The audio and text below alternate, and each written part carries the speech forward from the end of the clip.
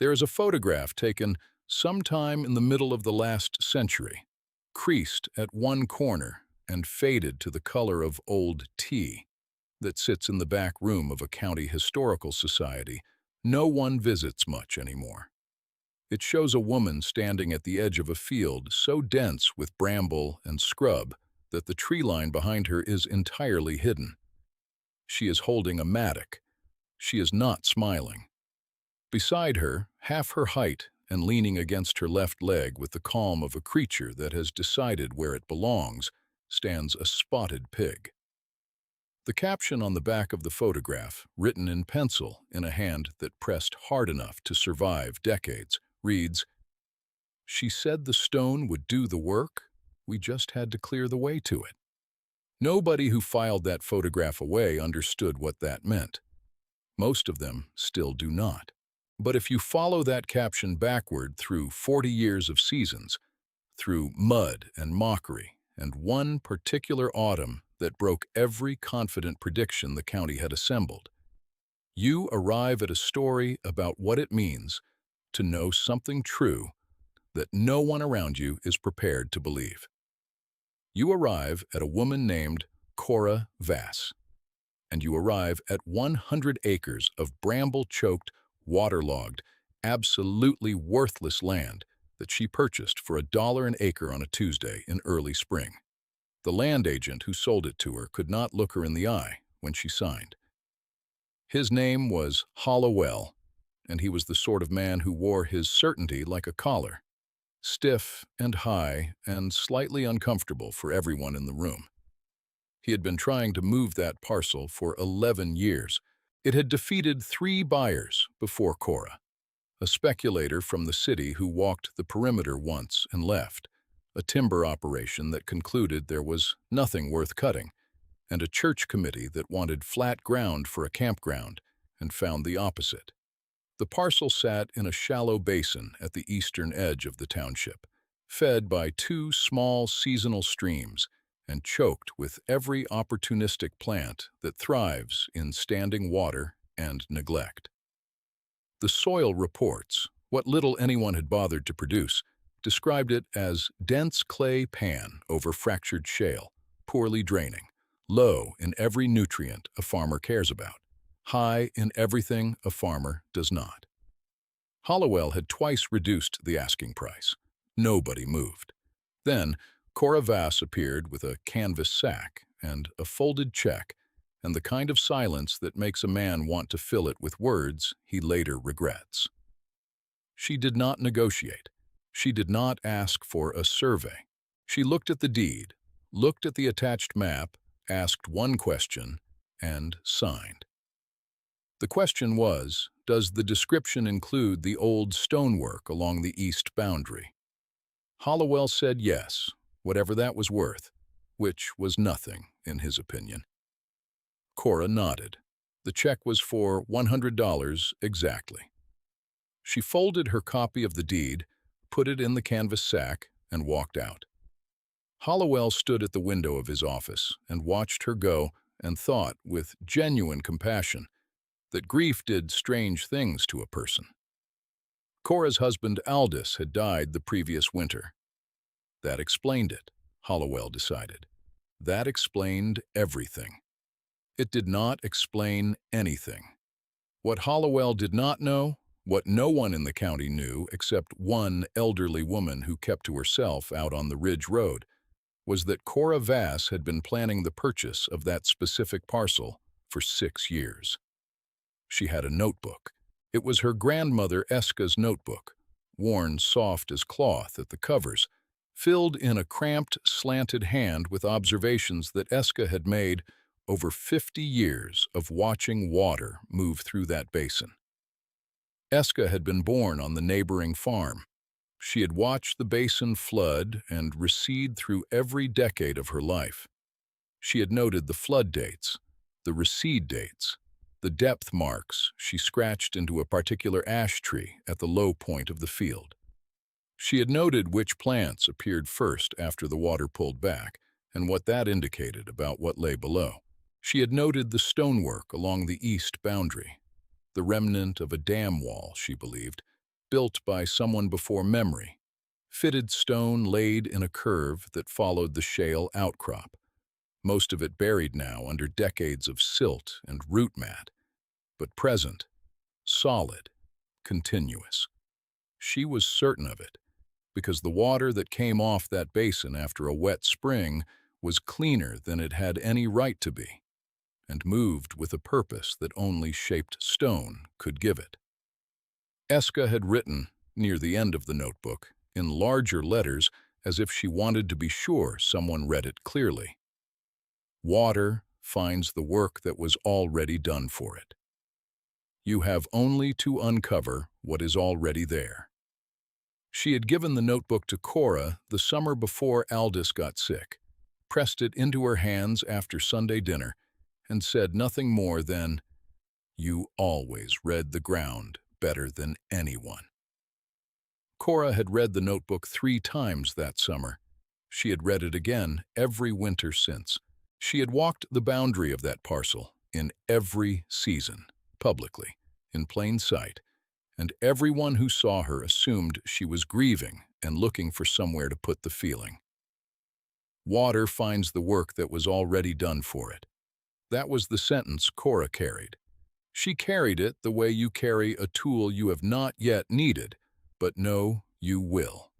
The spring she bought the land, she arrived on a Monday morning with a wagon, 4 hogs, a hand tool she had modified herself by replacing the standard blade with one she had shaped from old plow steel, and her neighbor's grandson, a 17-year-old boy named Pell, who had no strong opinions about anything except that he was willing to work hard if someone pointed him at a task and left him alone.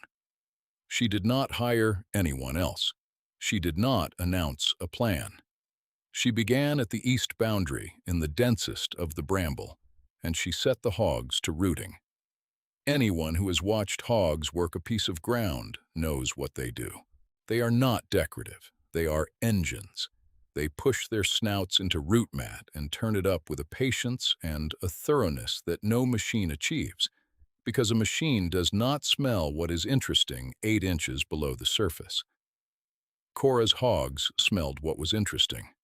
They worked the east line for 3 days before they hit the first fitted stone. Cora was there when it happened. She stood at the edge of the turned ground, looked at the gray face of the limestone block, ran her thumb along its cut edge, and said to Pell, who was watching, "There it is." Pell nodded.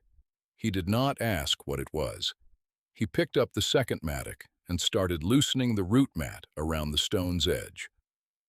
They worked like that, the 2 of them and the 4 hogs, for the rest of that week. By Friday, they had exposed 11 feet of the dam wall's face. Hollowell came by on a Saturday. He brought a man named Creef, who was the chairman of the Township Agricultural Committee, a role that Creef occupied with the gravity of a man who has been given a title and intends to use every ounce of it. They stood at the fence line and watched Cora and Pell work. They watched the hogs.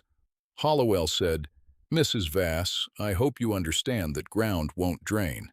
Cora said, "I know that." Hollowell said, "So what exactly is the purpose here?" Cora said, "Clearing." Hollowell looked at Creef. Creef said, with the measured kindness of someone delivering a difficult truth to a person of limited capacity, "Mrs. Vass, the County Extension Office has done studies on this particular soil type. The drainage problem is structural. It cannot be solved by surface clearing. The clay pan runs 8-10 feet down in places. Whatever your plans for this ground, you should know the science is not in your favor." Cora moved a root section with the modified mattock, shook the dirt from it, set it aside. She said, "I appreciate you coming out." Neither of them moved immediately. They watched for another minute. Then Hollowell said, quietly, to Creef as they turned back toward the road, "She's a practical woman, ordinarily." Creef said, "She'll see." They walked back to Creef's automobile and drove away. Pell watched them go. He said to Cora, "That man said, science." Cora said, he did. Pell said, "Is he right?" Cora said, "About the clay pan, yes." Then she set the mattock to the next section of root mat and said nothing else. Pell picked up his tool and followed her lead, and that was the last either of them mentioned science for a long time. The work continued through spring and into summer. Word traveled, as word does in small places, and visitors arrived in ones and twos. A woman named Drossner, whose family farmed the next parcel to the north, brought a covered dish one afternoon and set it on the wagon seat with the gentle insistence of someone who believes that a well-meaning casserole can address almost any situation. She told Cora that she and her late husband's brother had spoken, and that the brother would be willing to buy the land back from her at cost, which was $100, so that Cora need not exhaust herself on a project that had defeated better-equipped parties. Cora thanked her for the dish. Drossner waited. Cora returned to work. Drossner left. A man named Arcourt, who owned 600 acres of the best ground in the township, rode through one afternoon on a horse that cost more than most families earned in a year, and stopped at the fence long enough to say that he had seen some futile endeavors in his time, but that he believed he was looking at the purest example of the category he had yet encountered. He smiled when he said it, which was worse than if he had not. Cora looked up from the stone she was clearing, looked at him, and said, "Ride safe." He rode. Two young men from the county newspaper came in August and took a photograph and wrote a small item that appeared under the headline, "Local Widow Attempts Unusual Farming Venture on Problem Parcel." The item was not cruel. It did not need to be. The word attempts carried the whole weight of what the county thought. Pell saved the newspaper item. He did not show it to Cora. He folded it into his shirt pocket and carried it there for 2 weeks, and when the 2 weeks were up, he took it out and read it again. He was 17 and had not yet learned to be comfortable with other people's certainty, which is perhaps why he had stayed. One afternoon in late August, sweating through his shirt in the heat, he asked Cora, "How do you know the stone curves the right way?" She handed him the notebook without a word. He read the relevant pages. He read them standing still, which he rarely did. He handed the notebook back. He said, "Your grandmother built the original survey from flood timing alone." Cora said, "Yes." Pell said, "That is remarkable." Cora said, "She was a remarkable woman." Then she said, "Move that section there, the flat one, and get under the root ball before the hogs beat you to it." Pell moved the section. The hogs had already beaten him to it. He worked around them. A particular sow, the largest of the 4, had by this point developed the habit of stopping her work when Cora stopped hers, and resuming when Cora resumed, with a precision that Pell found unsettling, and Cora seemed to find simply correct. The sow had no name in the formal sense, but Cora called her Factor, because she had decided early that the animal was the key variable in the whole equation. Factor worked the east line with a concentration that seemed personal. She had by August exposed more of the dam wall than Cora and Pell combined. When they found the curved section, the section where the old wall bent to follow the shale and redirect the basin's outflow toward the lower eastern drainage, it was Factor who hit it first, standing back from her rooting to breathe, and Cora, who knelt in the turned mud and put her hand on the curved, fitted stone and held it there for a long moment without speaking. The autumn came dry. That was the first anomaly. The basin, which everyone expected to flood by October, as it did most years, held only a modest accumulation in its lowest quarter. Cora noted it in her own notebook, a spare record she had begun keeping alongside Eska's. She wrote, "Outflow channel clear to the second junction." Wall face exposed along full east curve, 43 feet. Stone intact. The work held here all summer. She wrote a number of other technical observations that would not have meant anything to Hollowell or Crieff. She also wrote, without elaboration, Factor found the keystone. That was all she wrote about it. The dry autumn meant the winter was preceded by a drought, and drought in a claypan basin is a peculiar thing because the water that would ordinarily have bled off through the season simply stays suspended in the dense subsoil, compressed and waiting. The county's agricultural committee held a meeting in November, and Crieff reported that the dry autumn was a net benefit for the region. He said soil conditions going into winter were exceptional. He said the new varieties of winter wheat that Acre and several other large operators had planted on their best ground were showing early and strong. He said the region was entering the cold season in an unusually strong position. He cited 3 reports. He thanked 2 people. He moved on to the next agenda item. No one mentioned Cora Vass's 100 acres. There was nothing to mention. She was still out there, as far as anyone knew, rooting around in the mud with her pigs. What she was actually doing in November was walking the completed sections of the exposed dam wall with Pell, who had turned 18 in October and shown no interest in being anywhere else, checking the mortar gaps that Eska's notebook had predicted would appear in the curved sections after first frost. Some had. Cora pointed to each one, and Pell packed it with a lime mixture they had prepared through the summer from materials that cost very little and required mainly patience to make correctly. The work was slow and cold and involved lying prone in sections to reach the lower courses of stone. Pell did most of the lying prone. He was younger and his back was better, and he had grown, somewhere in the 7 months of working alongside Cora, into the habit of doing the physically hardest part of anything without being asked, not from submission, but from a kind of practical respect that had settled into his character during the summer and showed no signs of leaving. Cora noted this in her record without sentiment. She wrote, Pell's eye for stone is good. He reads the level without a tool. She did not write that she had begun to think of the notebook's continuation as, at least partly, his responsibility. She did not need to write it. Some things are said in assignment rather than in speech, and the assignments Cora had been giving Pell since August were the kind that speak clearly to a person who is listening. The winter broke early and wrong. That was how Cora wrote it. Early and wrong. February brought 3 weeks of cold so deep that the ground froze to a depth not seen in that county in living memory.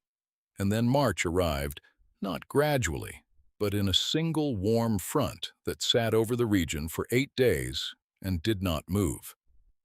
The frozen subsoil, impermeable now to a depth of 4 feet in places, could absorb nothing. The clay pan, which in an ordinary spring would have slowed drainage to a manageable seep, was instead a sealed floor. The snowmelt came off the upland fields in sheets. Every drainage channel in the county ran full within 4 days.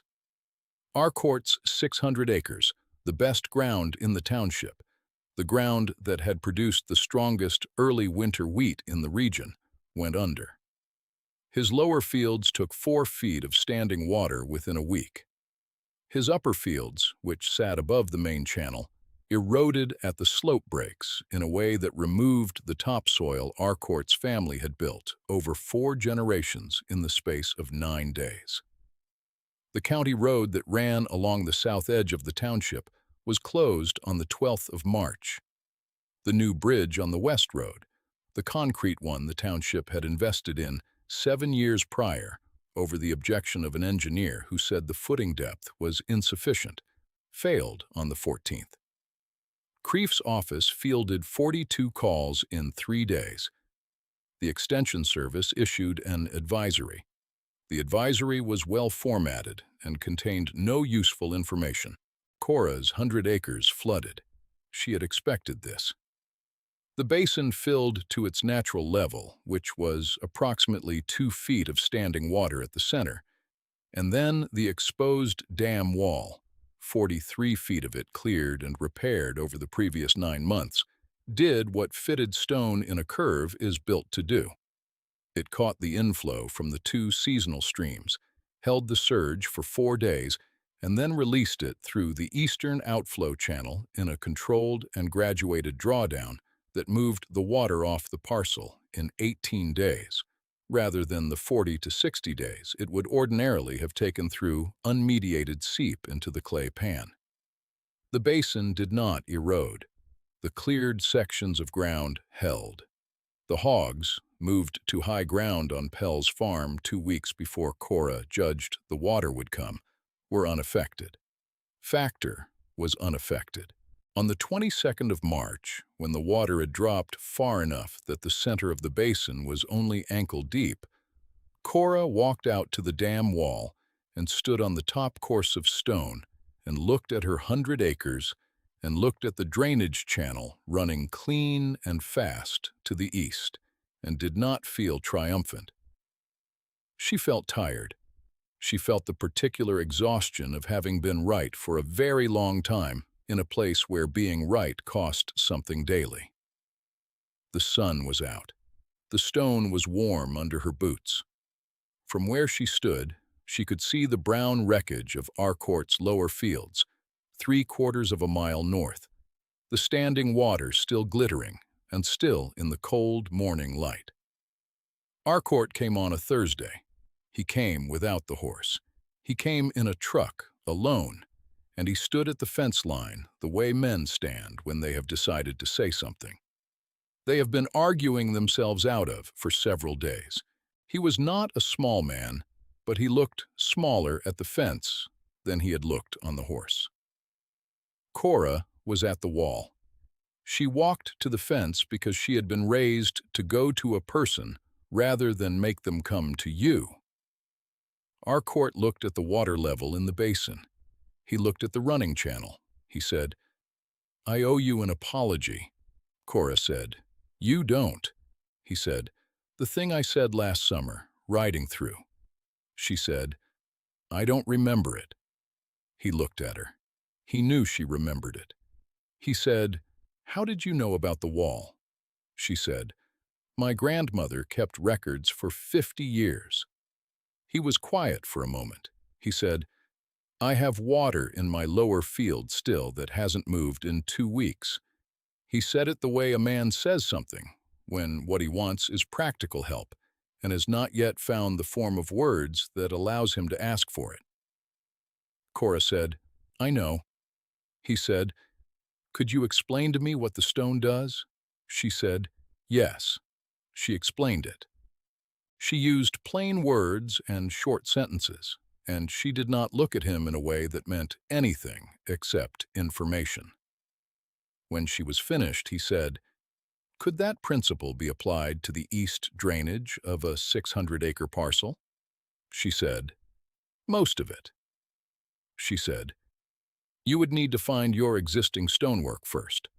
Most of the old basins in this county have it if you know where to look." He said, "How do you find it?" She said, "You read the old accounts if any were kept. You watch where the water slows on its own after a flush, and you put a hog there." He said, "I don't keep hogs." She said, "I know." Then she said, "Bring your people over when the water drops enough to walk. We'll show you the system." He said, "What would you charge for that?" She said, "Nothing." He was quiet again. He said, "Why?" She said, "Because the information is not mine to sell. It was my grandmother's, and before her it was someone else's. It belongs to the ground." He looked at her for a long moment, and then he looked away, toward the clean drainage channel running east, and he did not say anything else. Over the following weeks, as the county began its long and expensive assessment of the flood damage, Cora and Pell walked 7 neighboring properties and explained the stone system. They walked Drossner's north parcel and found a remnant wall in the northwest corner that Drossner's family had been plowing around for 60 years without knowing what it was. They walked 2 parcels that the township had acquired through tax default and found evidence of drainage stonework on both. They made no charge. They asked one thing: that each landowner record what they found and file the record somewhere it would not be lost. Most did. Some did not. Pell kept his own record. He had started his own notebook by the end of that first summer, a habit Cora had neither suggested nor discouraged, simply noticed and said nothing about, in the way you say nothing about a thing you have been hoping for. The county newspaper ran a longer article in April. It did not use the word attempts. Kreef sent a letter to Cora that was gracious in its way and made it clear he had revised his understanding of the parcel's potential. Hollowell, to his credit, said nothing, having concluded that there was nothing he could say that would improve the situation. Harcourt sent a note. The note said only, "I will find my stonework." He did find it. It took him 3 seasons and 4 hogs borrowed from Cora, who charged him for the hog's feed and nothing else. The county eventually surveyed the dam wall formally. They dated the construction at somewhere between 100 and 140 years prior to the survey, which put its building in the years before any living person's memory, and suggested a builder or builders working with a knowledge of hydrology that the county had not preserved in any formal record. There were, as far as the survey team could determine, no documents explaining the wall's purpose or design. There was only the wall itself, fitted limestone curved to follow the shale, built to last, and then buried under decades of indifference and bramble, waiting. And there was Eska's notebook, which Cora donated to the Historical Society in the township the year Pell turned 25 and took on the management of the recovered parcel under a long arrangement that required him to maintain the drainage record and to explain the system, without charge, to any neighbor who asked. The donation included Cora's own notebooks, filed chronologically, and a note in Cora's handwriting, explaining the system's logic in 2 pages of plain sentences. The last sentence of the note read, "The stone does not ask to be understood. It asks only to be uncovered." Pell taught the system to 4 people over the following decade. 2 of them taught it to others. The parcel Cora had bought for $100 was assessed, 20 years after the purchase, at a figure 30 times that. She did not sell it. She never sold it. She added a small structure at the east boundary for storing tools, and she kept hogs on the ground until she could not walk the basin anymore. And when she could not walk it, she sat at the edge of it in a chair Pell had made and watched Factor's granddaughters work the lower sections with the same focused patience their grandmother had brought to the east line in that first summer. The photograph in the Historical Society's collection was taken in the 4th year by Pell, who had a simple camera and the instinct to preserve what was worth preserving. The woman in the photograph is holding the modified mattock. She is not smiling because she is thinking. The spotted pig leaning against her leg is Factor, in her 6th year, still working. Behind them, the bramble is gone. Behind them, though you cannot see it in the photograph because it is below the level of the turned ground, the old stone curves east through the dark soil, clean and intact and as functional as the day it was laid by hands. No one now remembers, doing exactly the work it was built to do. The stone does not ask to be understood. It asks only to be uncovered. That was the sentence Eska wrote, and Cora kept, and Pell taught, and the land held the whole time, patient in the dark, waiting for someone to clear the way to it.